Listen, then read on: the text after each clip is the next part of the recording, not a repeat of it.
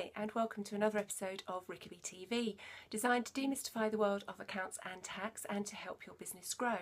Now this is a special report, and the reason being is that we're going to talk about auto-enrolment, and this episode is actually going to go out to all of our clients regardless of size, whereas Rickaby TV tends to go out to our smaller clients, so this is, as I say, a special report. So what is auto-enrolment?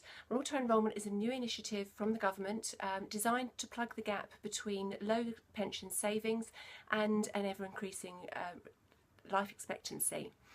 It will require all employers to automatically enrol eligible workers into a qualifying pension scheme into which both the employer and the employee will have to make contributions.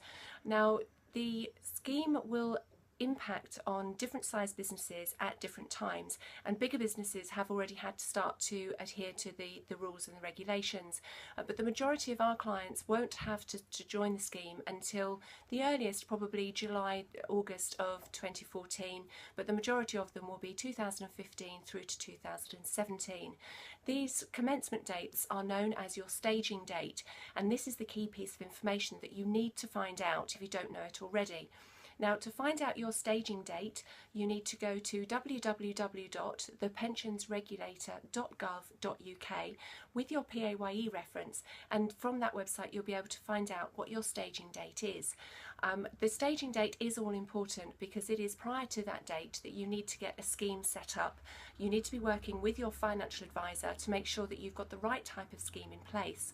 Now, if you've got an existing pension scheme, that's great, but it doesn't necessarily mean that it's the right sort of scheme to be using for auto-enrolment. So you do need to consider whether it has meets the right criteria, and that again is something your financial advisor should be able to help you with. The other things to consider are that if your staging date is quite a long way into the future, which the majority of them will be, that you can't necessarily just ignore the idea of auto-enrolment until that date comes around. The recommendation is that you start to look into finding the right sort of scheme for you up to 12 months in advance of that staging date, and that is purely to take account of the volume of businesses that are going to be having to go through this process. The estimate is that 1 million small businesses will have to start the scheme, and that their staging dates will be between 2015 and 2017.